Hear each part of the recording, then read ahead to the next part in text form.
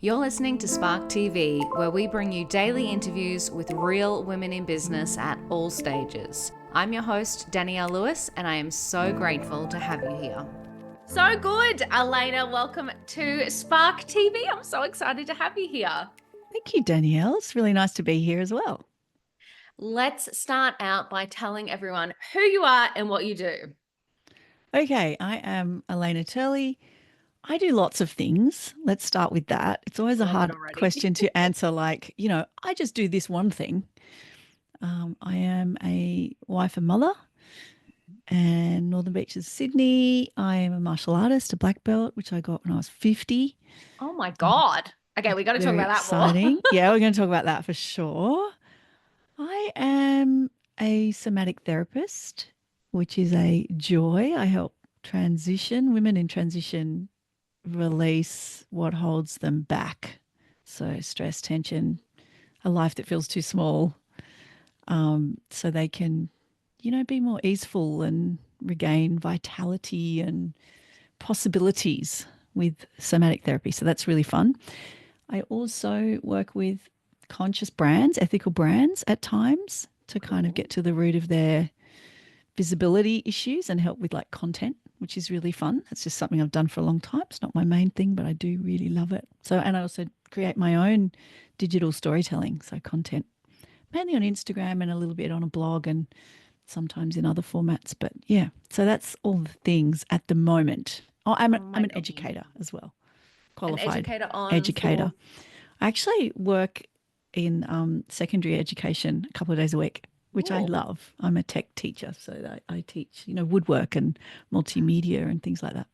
Oh my God, I love it. Mm. So when you think about business, would you Mm. consider the somatic therapy Yeah, that's my business. vein, that That is business my business. piece? It's the working with women. Absolutely. Mm. Mm. Wow, I love that. And I love, oh my God, the biggest thing that just landed for me is, feeling like you're not living a life big enough, that it's too small. Yeah. I speak to so many women who feel like they are destined for more, and Mm. I certainly know it's something that I struggle with a lot sometimes. Yeah.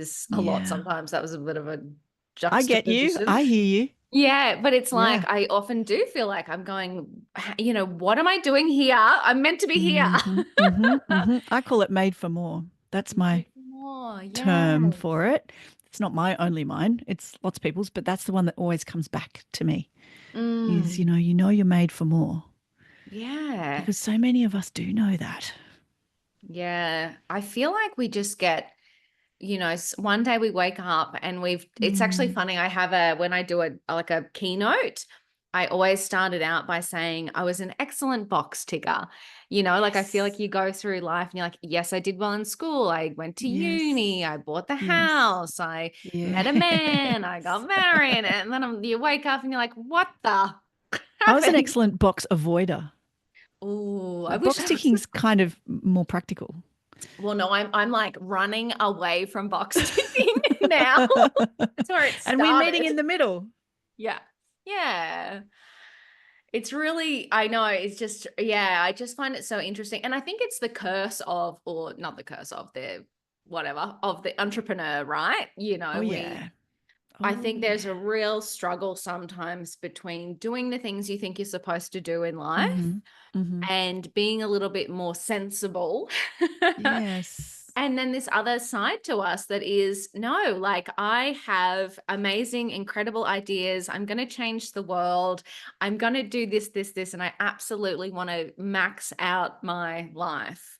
And Yep. I think that it can be a real struggle as an entrepreneur, and especially as a woman, Mm. because I feel like as women, we Mm-hmm. have like a whole other checklist that we're supposed to be ticking off as Oh, well. yeah.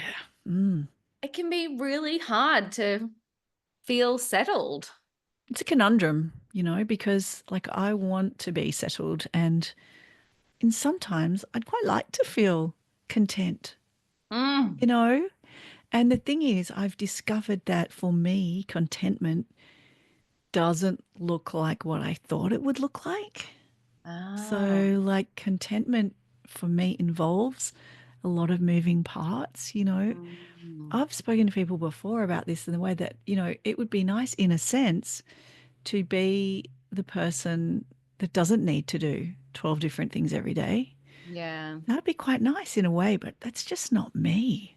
So Yeah. it's so much about knowing who we are. Like last night, for example, absolutely exhausted, came home from work, went to bed, and I work every day, sometimes even 6 days a week in various capacities, right? And I'm not like an overworker. There's plenty of spaces in there. It's pretty flexible, you know, but I do a lot. And so last night came home, went to bed at like 4 in the afternoon, spent 2 hours in bed, binged reality TV, and then got up and went to training. And it was like, training was, it whipped my ass. It was so hard. And at the end, I was absolutely red in the face, dripping with sweat.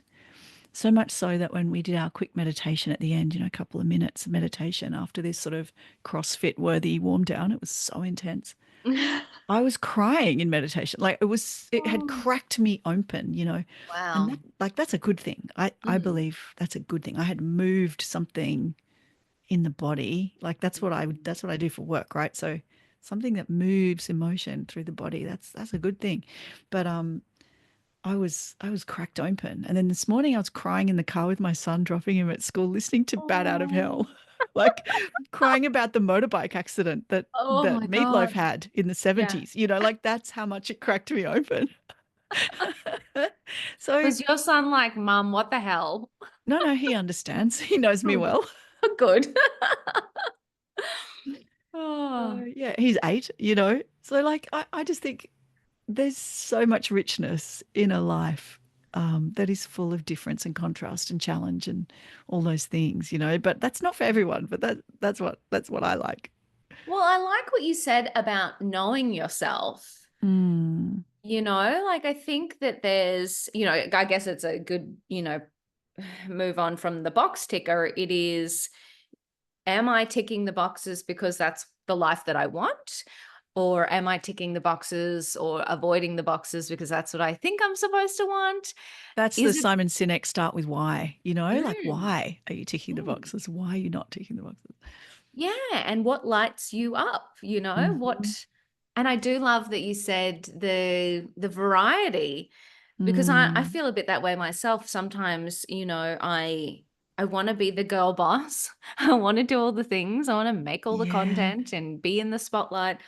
And then the next day I'm like, if I have to speak to one person today, I'm gonna Mm. just, yeah, go mad. Because we do have to honor that we have different energies on different days, don't we?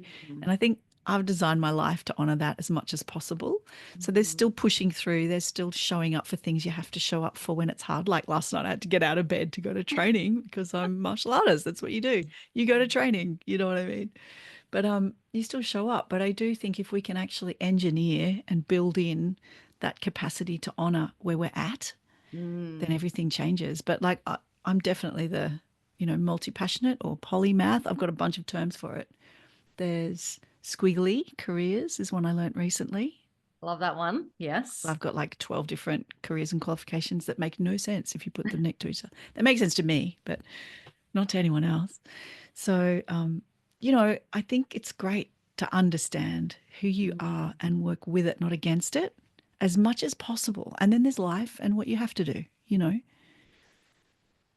Where on earth did a black belt in martial arts fall into the spectrum of life? Oh, good question. So, in my 20s, I lived near King's Cross on my own and was often walking home. I think I was always a bit drawn to Eastern philosophies and that sort of stuff anyway. Mm. And also quite physical and wasn't really training or days to dance when I was younger. And so, martial arts has got a degree of that kind of, movement. And I was nervous about walking home on my own at night. I was a single woman, early Yep. 20s, didn't feel that safe. It wasn't that safe around there then. And Mm. so, and sure enough, I did need to use it. So it was good that I learnt it. Mm. And then I did 5 years of training. And then I wasn't capable of becoming a black belt in my 20s. I was kind of too all over the shop, had some personal stuff I had to deal with and ended up spending 20 years, doing all that and then having 3 kids and and then moved back to right Wow. next to this beautiful place that I train now. So another 5 years of training, so 10 years of training leading up to the black belt, with a 20-year break in the middle.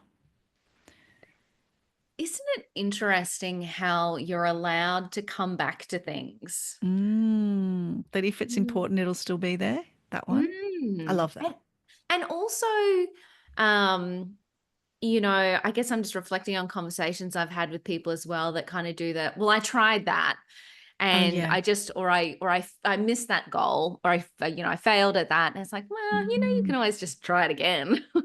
yeah, totally. And we self-impose these limits, and I'm not gonna lie, it was full on, like Oh my God, I can 45 years imagine. old, 3 kids later, and I come back into the room and I'm an almost black belt. So Wow. I got tested, like, because I was training with the body of a white belt, but at nearly black belt level, it was just like ridiculous. And then, so yeah, 5 years to kind of get back to where I'd been, right?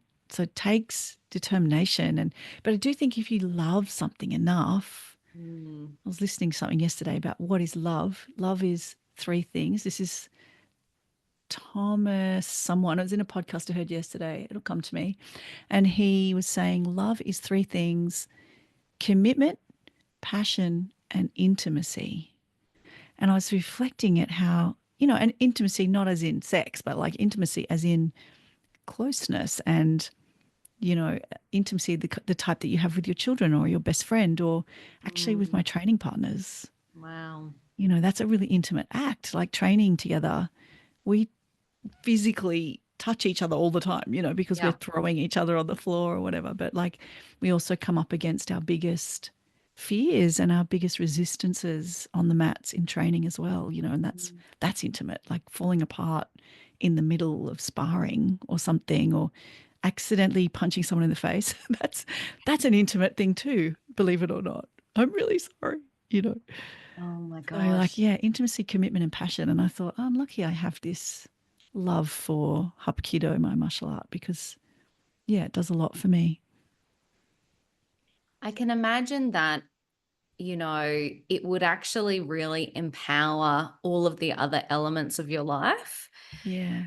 having this slice of reality that you love, that you can go Mm, to, that's just for you, that is intimate, that is challenging, that is something yeah. that you're so committed to. I Yeah. can imagine that like having that actually sets everything else on fire as well. It does actually. And it informs a lot of other things I do as well, just the understanding, the experiential understanding you get from it. But we do often talk about this, particularly myself and a friend I train with, that whatever's going on in life will show up on the mats. And, Mhm. we you talk about stepping on the mats and leaving everything out, which is also a Yeah. great practice, that you just show up and train. You don't bring anything of your day, you don't bring any of your troubles. But if something is coming up for you in life, some sort of like imposter syndrome, for example, Yep. or you're feeling disempowered, that will show up in your training. And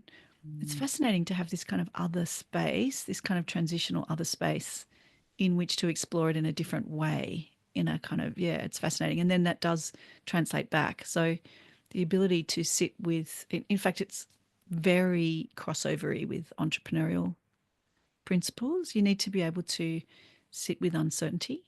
You Mm. need to be able to have faith in a bigger goal that isn't real yet. Like I'm a black belt in my heart, but I'm not a black belt out there yet. But like the ability to stick to something and persevere and not give up even when there's setbacks and, there's a huge challenge. The ability to be resilient and strong, the ability to believe in yourself and believe in your ideas, creativity, like improvisation. There's so many crossovers because I do sometimes think entrepreneurial life is kind of artistic, you know, not autistic, maybe that sometimes as well. But I mean, it's kind of got those elements of being able to improvise and create and respond all the time, Mm. right? And I also think, just the simple act of moving your body to work through, Yeah. well, anything really. I Mm, just think about sometimes you get to the end of the day and you've been sitting behind your desk and you're tight and tense and stressed Yeah. and questioning everything. And it's like your energy is just so constricted because people say, "Oh, I forgot to eat lunch today." And so it's just I know. it's like such a reminder of you're not moving, you're Yeah. not working through things physically. You're just like that energy is just like tightening Mm. in on itself, and that getting out and moving your body. I can totally relate to then anything in business, personal life, coming Mm. onto the mat or coming into our Yeah. movement, because it's like all of that energy has just been pent up from the time Yes. where you've been still. It's got to come out.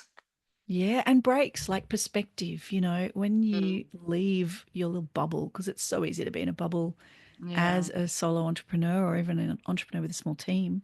And it is incredibly useful to be able to find built in ways, like in your week, to step out of it and find a Mm. perspective. I can't tell you how many times I have been stuck on something in my business and then gone away or, stepped down the road for a walk or had dinner with a friend or whatever, stepped out of my usual Yes. routine and come back with a completely different energy and a different way of thinking about it.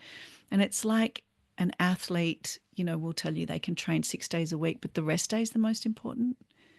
So we have to be able to, I call it choking the monkey. Sorry, it's a bit graphic, but when you get so caught up in something, you get so caught up in an idea and you sit at your desk for 6 days tweaking your website. And then it's like, oh my God, what have I done? Like you can just get so caught up in that you almost stop the flow. Yes. Yeah. And I think, it's interesting. It's even why I feel like business takes a long time. Mm, The first idea you have, the first piece of content you put out, the first website you have, the first, you know, yeah. statements, messaging that you make about your business, you often look back 5 years later, 10 years later, however Yeah. many years later, Oh and my you're like, gosh. what Quite the? Ugh. confronting, actually. Yes. I've But definitely done that. it's that time and that space and the experiences that help us consolidate our ideas, that help us solve problems, that help us grow. Yeah. I think of, when people say, "Oh, I always get my best ideas in the shower." I'm Yeah. like, yeah, because you're away from the problem and you're in this beautiful state of relaxation, Mm, energy. Of course, that's where you get your best ideas. yeah. And you're more in your body, actually. Mm, Like there's something about taking the dominance of the mind and the rational thoughts out yeah. of the way. Like that's a big in my work as well, in the therapeutic work. It's very much about that. How do we get into the body, the wisdom of the body? It's massive. So, how did you get into then the business stream, which is the somatic therapies? How did that come about? Weird. I've only recently started calling it that. I've been Mhm. doing it for a really long time and not knowing what to call it. I was never calling myself a coach. I know I'm not a coach, but Mm, over the years, I've developed so many practices and resources and tools and experiences and trainings and just so many things. I've always been kind of obsessed with how do we become clearer yeah. on what if it were easy? What if we could feel fully alive and be in touch with the possibilities in our lives without being so held back by, our Mm, past hurts and our tension that we carry in the body from life, from experiences that have not been easy or have turned into, held trauma or held emotion, stuck emotion. And, these are things that we all have. But when they get to the point where they actually stop you from living, or your self doubts actually become so, so loud that you can no longer move forward, what do you do then? Or worse, things can morph into panic attacks, nervous breakdowns, chronic pain, chronic inflammation, diseases, and it's all really, I believe, stemming from this inability to listen to the messages the body gives us all the time. So how do we get back in tune with that? And that's something I've kind of always been obsessed with since I was quite young. And so probably because I needed to be, probably because I had stuff like that going on from a really early age, had sort of early life adversity that happened, some of which happened before I was two. So that's non-verbal, Wow. like that's in your body. It's Yeah. 100% in your body, so it does change. I think it's always changed my way of viewing the world a little. And yeah, I've just kind of gathered it. And now I've done training as well as a somatic therapist, in various different ways, and also as an educator. Some of what I do is actually education. It's this is the rig you're running. This is how it works. This is how you hack the Mm. system. You know. Isn't it wild? Like, this is just so powerful and so important, and something that I'm sure people will go through life and never know about. I'm astounded actually. Sometimes people come in, even today, like, you can have a client and you say, "Have you ever experienced anything like that before?" They'll go, "No." And it blows me away. And I Yeah. love, I love that I'm able to help them experience something completely different. Mm. I think It's about just my amazing. mum, like when I Yeah. have conversations with her and I think about what I know now. And I just, sometimes I hear the words she says and I think, oh my God, you need to go to a bloody therapist, woman. I don't say that, don't worry. Well, I have said that, just a lot nicer than that. But it is interesting, you think about the different generations, even with my Yes. siblings, how different we are, but the Mm, different generations and what you've gone through, what is socially acceptable. yes. And then you think about what we know now, where, someone like you and I can sit here and talk about how important this practice is. And I know, like, people will be listening going, what are you two talking about? Like, Some what people is will. this? That's right. But the beauty Yeah. of it is, I tell you what's beautiful, more and more, the science, medical science, Mm, psychological research is actually bearing out in evidence exactly what so many cultures other than Western culture have always known. You look yes. in, the cultures that are older than ours, so Ayurvedic medicine or Chinese medicine, they're all based around these fundamental principles of emotion or energy moving in the Mm, body. And we have lost that vernacular. yeah. But it was there. We just rode over it with the Enlightenment in the Middle Ages. That's all. We just got really rational. We just made a choice as a culture that we would prioritize the brain, and the church has something to do with that, and history has something Mm, to do with that. But reasons aside, that's where we've ended up. But yeah. even scientific rationalism is now actually proving that these modes of healing or therapy or treatment are extremely effective. And I have, people referred to me by psychologists and doctors because Mm, they know that there are certain limitations in those systems. I'm not knocking them. I'm absolutely going to doctors and psychologists yeah. as well. But there are Yes. elements of trauma and certain things that can happen at Yeah. a level that is not accessible through that conventional, medicine. Oh, I love it so much. If someone's feeling stuck, where would you even start with them? It's really personal. I mean, it really, like, I've Mm, had 3 clients this morning. They've all been completely different. There's common elements. Um, Often it's a little bit about getting to the real root cause. So I don't need to hear, I can hear, I sometimes do hear the stories of the past, and sometimes that's important, but it's not the only way to access something that is trapped in the body or something that is causing pain or discomfort in your life. It's fascinating. There's other ways that we can now set up a dialogue with the mm, less conscious parts of you, like the body or the unconscious or whatever you want to call it. It doesn't involve hypnosis. It's just actually knowing how to kind of navigate around the resistance that the mind will put up. And that's natural. The brain wants to protect you from past yes. traumas. So there's tools that I can use to just help a person become aware of what's going on beneath the surface. And they give me cues, and then I can use those tools to help them to understand what's happening at a deeper level. And that is really powerful because awareness is transformative Mm, in itself. So, you bring some awareness to something and also focus. You get somebody to focus on something that is going on that they weren't previously aware of. That can help them to find the tools they need in themselves to navigate through it. So, it's not, I would say I'm not doing that much except packing them with safety and helping them find ways into the knowing they already have, if that makes mm. sense. Oh, absolutely. And I just think, anyone listening right now who is feeling that there is something blocking them, that this Mm. is just so powerful and so important. Thank you. And like I had a business client recently, and she was talking about how she just knew something was holding her back. She didn't know what it Mm. was. There's a theme of our conversation, isn't it? But she was saying she wanted to, she used great words, optimize herself in her business and get out of her own way.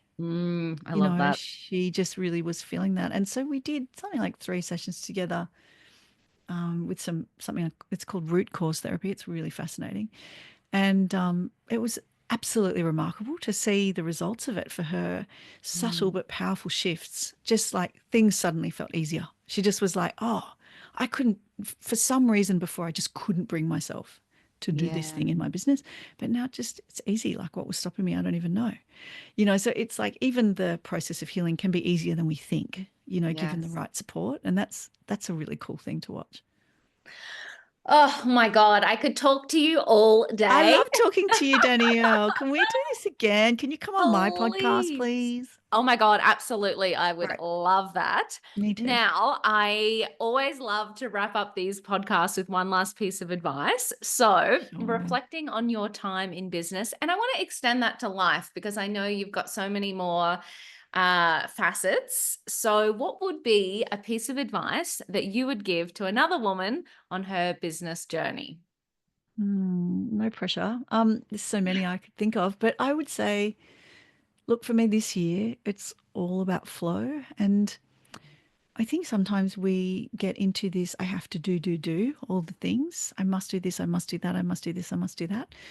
Whereas what I'm really feeling into this year is actually a more kind of feminine approach, a yin more than the yang, which is, what if I allowed the things that I've already done or are already in play, are already in action, or opportunities? Like, what if I just trusted the system? I'm Mm. not saying you do nothing. Of course, you take action, you take the action that's required. But what if you allow a little bit of space, trust, flow for things to just come Mm. easily, you know? So make space for things to flow naturally to you and open to receiving, because often we want so hard, we desire so hard, we forget to allow space for that just receptivity. I just had that moment. I was meditating. I was having a mental breakdown Nice. earlier this week, and I was meditating yesterday morning, and a sale came in. And I was like, oh, yeah, things can just happen. I don't need Yeah, to push all the time. right. That's Mm. right. Sometimes the pushing is blocking, choking the monkey, like it's that thing. So it's natural, and don't beat yourself up, but also, what would it look like if it were a little bit easier and more flowy, and if you trusted? Yeah, I love that.